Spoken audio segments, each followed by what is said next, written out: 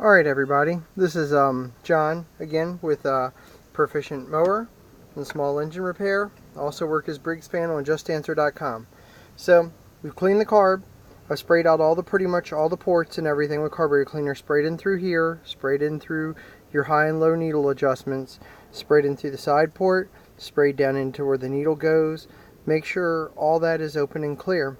The carburetor's been boiled. It's looking pretty clean. So what we're going to work on now is we're going to work on reassembly. What we have to do first is you need to pick out, go ahead and start getting your parts together and lined up. So we have to grab the spring, which is right here. A little hard to grab with gloves on. All the gaskets look pretty good on this, so we're going to do the fuel screen on it and see if that takes care of the problem. Your needle, you're going to have to grab your needle as well. You're going to need to clean all these up as well after, sitting in a container, but it's okay, it's not a big deal. The needle, the rubber tip on the needle looks fine, so that's good. You want to grab the holder and the pin as well.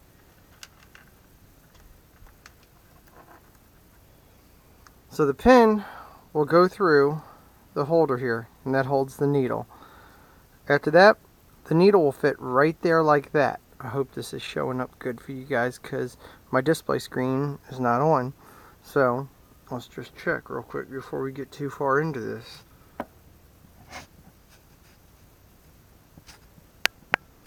Okay. So, the needle slides down in there, the pin goes across, and the divot goes on the bottom.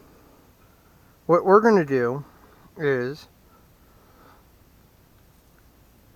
you want to put this spring standing up in here, and that can be kind of tricky, especially when you're holding the whole needle assembly. So, I'm going to set the needle assembly down, and then I'll go ahead and get the spring set up first.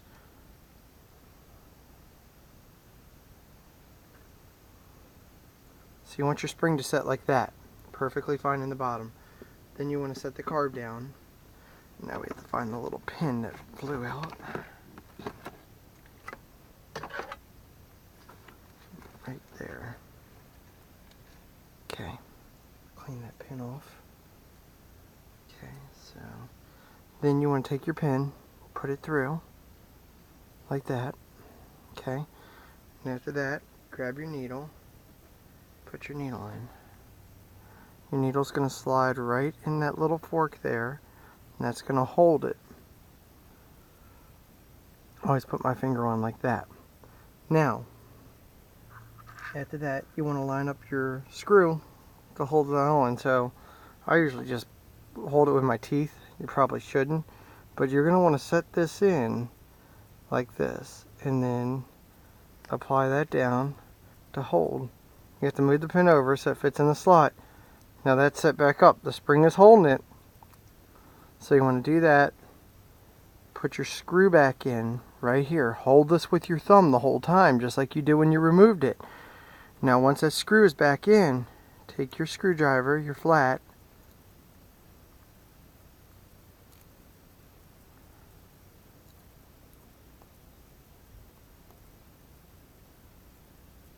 okay, line it up. Take your screwdriver, turn this around like this. Just start tightening up. It'll bite. And you want to tighten it up just good and tight. There we go. Now that's back in. Now what you want to do when you check these is I have a gauge. You need a gauge too to make sure that this is not too high. If it's too high, it's going to continue to pump and it won't work. So this is a C1T. I'm not even sure if my old gauge has one for the C1T. I'm going to look real quick and see. C1U, C1S, C1M. So this is the old Zama gauge. And what happens is you want to put this across here and make sure that that is not higher than that. See how that clears fine? I'm hoping you guys can see this. See how it clears fine? So it's not hitting that. If it was too high, you would have to bend this down so the pumper would not hit it. Otherwise, it would just keep pressurizing fuel even when you're not priming and it's not pulsating.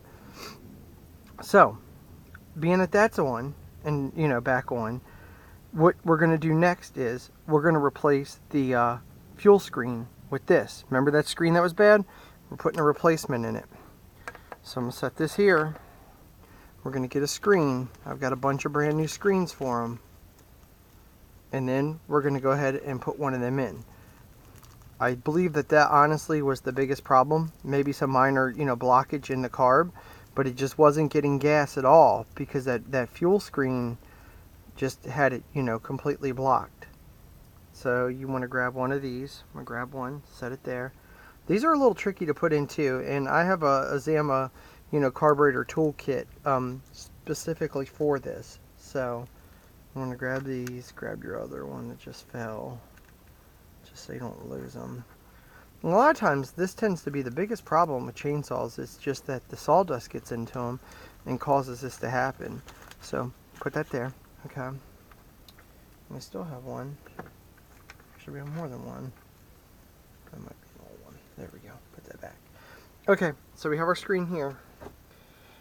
What I'm going to do is we're going to go ahead and get our toolkit, which is right over here, and it'll have like a punch.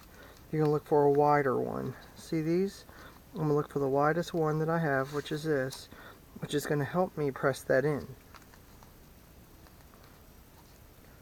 So you want to take this, you want to set it over that hole, and the edges are going to be bent up a little bit, just the teeniest bit, but you got to be careful doing this because you want to kind of push this in evenly so it doesn't just have it on one side, not the other. Then I always take the back end, push it in, push down, push down. Okay. Make sure it's good all the way around. Hoping you can see that. There we go. So your new screen's in. Although I would have liked it to have been a little bit more even. It might be okay. I'm going to try to bring this end up. What you really want is a nice even line around the outside because the screen presses out so it can't come back in. There we go. Alright, and that is there. So, you want to make sure you can breathe through that, which we can. Make sure you could spray through it if you want to. So you put your carburetor cleaner there, and it shot the screen out. So the screen was not secure in there. But basically that screen, all it's doing is it's saving dirt and stuff from getting in the air filter, going through the carburetor. So it acts as like a filter, but when it gets blocked up, it'll limit your carburetor on gas too. So that was probably most of our problem. We're going to put that there.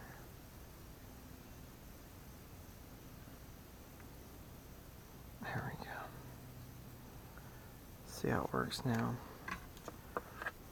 Might still blow it back out just because it's pretty powerful, the carburetor cleaner. Alright, see how it's coming out fine? You know that screen's in good and it's filtering good because it can get through either way. So that's ready. Make sure all that's clean. Let's put this back.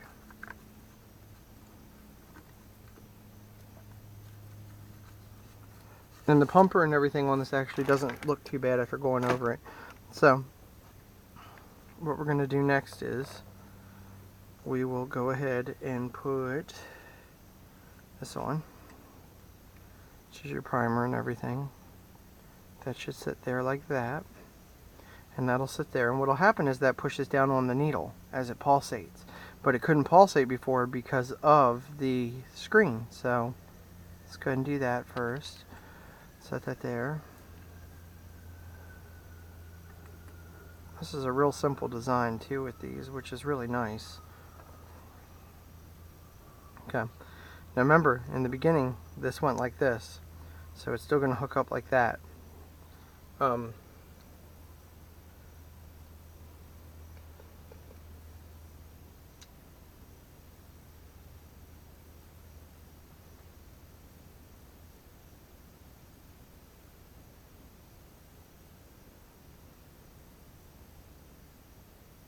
Alright, so it'll hook up like this. It's going to sit over that. You need to put your gaskets back in. This gasket, which will go there, and this gasket as well. So this one, as you can tell by the imprints, will go right here.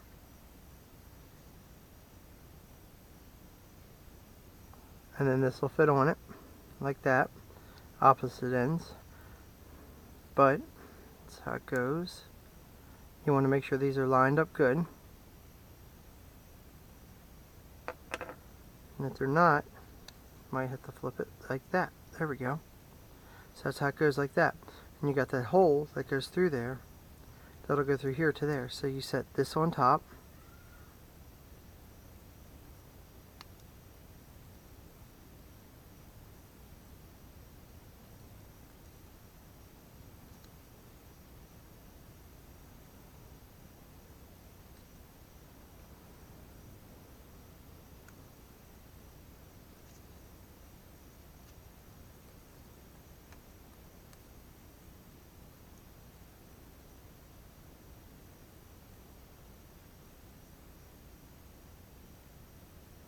It's going to sit like that. And this will go on right here.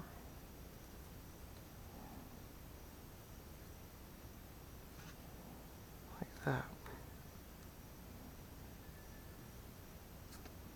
Just like that. And you'll feel it bite when it does. You put those there. You're going to have a little screw that goes in here. Put that screw in here. And we'll tighten that one up too. Straight screw, you know, just a straight one will work too. Put this in. This is going to tighten that up.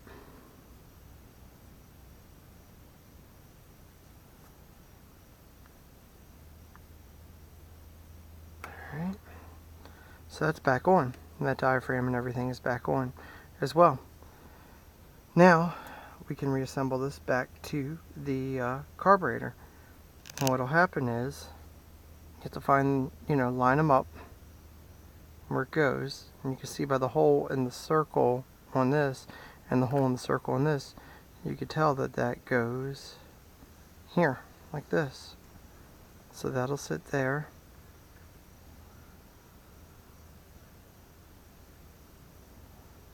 There we go. It's got some tabs. You put that on.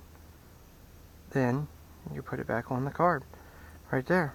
Put your 4 screws in. And your carburetor's cleaned. After that, we'll end up going ahead and putting the needles back in.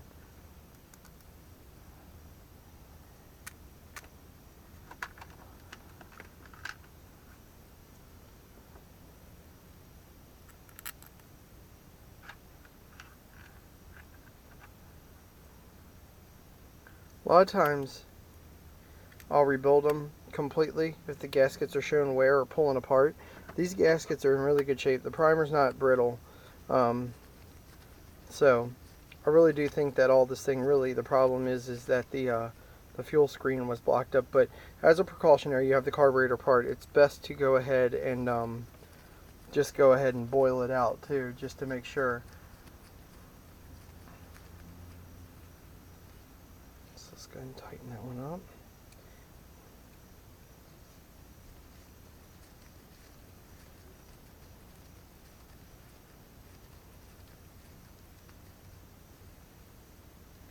There we go.